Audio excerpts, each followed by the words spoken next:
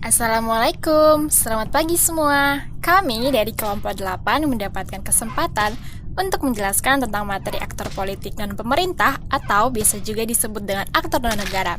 Sebelum itu, saya akan memperkenalkan anggota kelompok 8, yaitu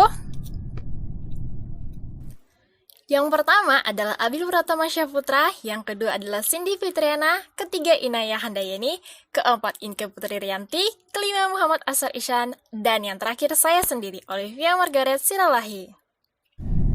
Oke, baiklah.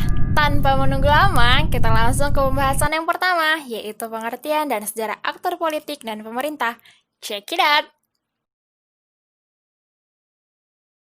Baiklah, saya akan menjelaskan tentang aktor politik non-pemerintah. Dalam hubungan internasional, aktor non-negara atau non-state actor adalah orang atau kelompok yang mempengaruhi dan terpisah sepenuhnya atau sebagian dari sebuah negara berdaulat. Aktor-aktor non-negara sendiri mulai berkembang pada abad ke-20. Keberadaan aktor-aktor non-negara ini tidak lepas dari peristiwa Perang Dunia II dan semakin meluasnya era globalisasi. Ada beberapa aktor non-negara yang perannya amat berpengaruh pada dunia, yaitu International Governmental Organization, International Non-Governmental Organization, dan Multinational Corporation. Tidak dapat dipungkiri, kehadiran organisasi-organisasi internasional ini turut membantu negara dalam melakukan hubungan politik antar negara maupun wilayah. Selanjutnya adalah pengertian bagian dari aktor-aktor non-negara. Yang pertama itu adalah Intergovernmental Organization atau IGOS. IGOS adalah atau organisasi antar pemerintah adalah semua organisasi yang anggotanya terdiri dari pemerintah negara-negara. Jadi bisa dikatakan IGOS ini adalah organisasi yang bersifat resmi yang didirikan oleh beberapa negara. Kemudian yang kedua itu adalah Non-Governmental Organization atau NGOS. Aktor non-negara yang kedua ada NGOS, berbeda dengan IGOS yang terdiri dari pemerintahan resmi negara-negara. NGOS atau organisasi non-pemerintah merupakan organisasi yang bersifat independen atau tidak terikat dengan pemerintah. Kemudian yang ketiga itu adalah Multinational Corporations. Multinational Corporations atau MNCs adalah perusahaan multinasional yang bergerak hampir di seluruh negara di dunia. Misalnya perusahaan Coca-Cola yang memiliki kantor pusat di Amerika.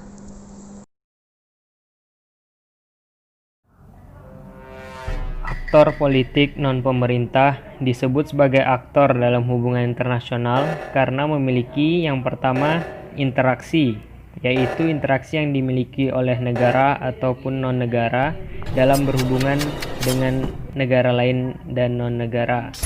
2. Pengaruh. Negara atau non-negara yang memiliki power yang tinggi akan dengan mudah mempengaruhi negara lain dan non-negara lainnya untuk mencapai. Yang ketiga, kapasitas. Tentang seberapa besar kapasitas yang dimiliki aktor yang berpengaruh dalam interaksi. Tujuan aktor non-negara. Tujuan para aktor dalam menjalin hubungan internasional adalah mereka memupuk power.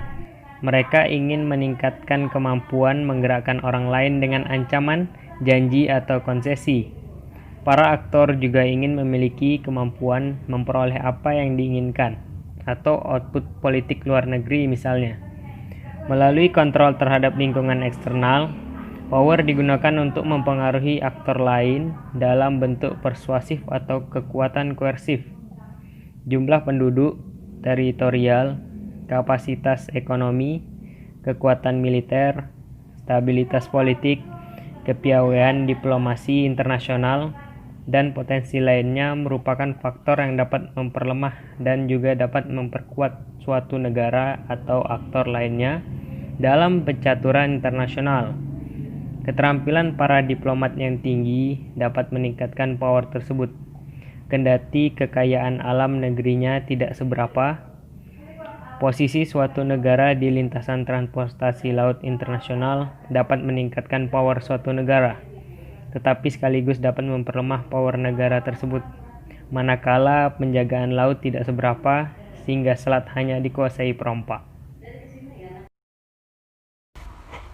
Peran aktor non-negara. Aktor non-negara bertugas untuk melengkapi dan membantu kinerja dari negara itu sendiri. Dalam non-aktor terdapat 3 tipe pelaku, yakni intergovernmental organization, non-governmental organization, dan multinational corporation. Tipe-tipe pelaku non-negara tersebut memiliki perannya masing-masing dalam menjalankan tugasnya sebagai pelaku hubungan internasional. Pertama, IGOS merupakan aktor organisasi internasional yang berhubungan dikelola oleh pemerintah dan berperan untuk mewakili suatu negara. Contoh dari IGOS adalah Organisasi Internasional PBB atau Perserikatan Bangsa-Bangsa. PBB merupakan organisasi yang diciptakan untuk menegakkan perdamaian dunia dan kerjasama yang baik antar negara di seluruh dunia. Selain PBB, ada pula organisasi ASEAN yang tercipta dan menjalankan interaksi hubungan internasional antar negara Asia Tenggara dan bertujuan untuk memajukan negara-negara di kawasan Asia Tenggara. Yang kedua yakni NGOS. NGOS merupakan aktor organisasi internasional yang dibentuk dan tidak terkait oleh pemerintahan dan tidak mewakili suatu negara. Organisasi ini bertujuan untuk memberikan kontribusi untuk menyelesaikan permasalahan seperti ekonomi, terorisme, agama, ekosistem, dan lain sebagainya dalam dunia internasional. Organisasi ini bersifat transnasional dan menarik keanggotaan dari individu dan asosiasi swasta yang berlokasi di beberapa negara. Henderson 1998. Dan yang ketiga adalah MNCs. MNCs merupakan aktor organisasi internasional yang berperan dalam bidang sosial dan permasalahan ekonomi.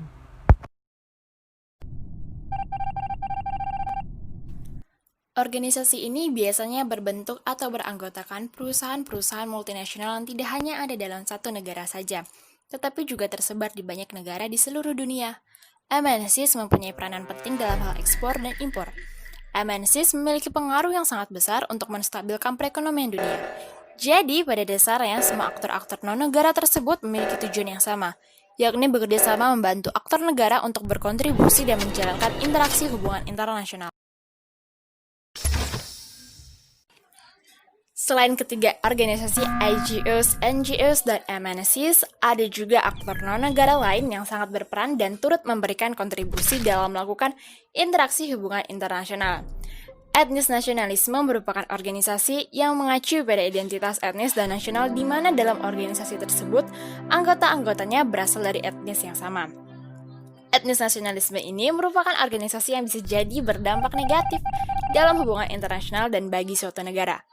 Karena etnis nasionalis mempunyai prinsip dan tujuan untuk memperjuangkan dan memerdekakan suatu wilayah yang diperjuangkan agar menjadi sebuah negara yang berdaulat dengan etnis mereka sendiri. Maka kesimpulannya adalah hubungan internasional telah diwarnai munculnya aktor non-pemerintah sebagai pengimbang aktor pemerintah yang selama ini mendominasi peraturan internasional. Pendidikan kewarganegaraan mestinya memasukkan pendatang baru ini agar siswa tidak kesulitan dalam memahami gejala global dalam kehidupannya. Pengaruh teori internasionalisme liberal pada kurikulum pendidikan kewarganegaraan harus diminimalkan dan diimbangi oleh teori internasional kritis. Pada dasarnya, semua aktor-aktor tersebut, baik aktor negara dan non-negara, memiliki peran dan fungsinya masing-masing yang sangat berbeda antara organisasi satu dengan organisasi yang lain. Suatu organisasi tidak akan bisa berjalan sendiri tanpa adanya kontribusi dari organisasi lain. Karena semua organisasi yang dibentuk pada dasarnya saling terkait dan berkesinambungan untuk mencapai tujuan yang sama. Nah, itu tadi video presentasi kelompok 8. Semoga video ini bermanfaat dan menjadi sumber ilmu bagi kita semua. Sekian dari kelompok 8, kami ucapkan terima kasih.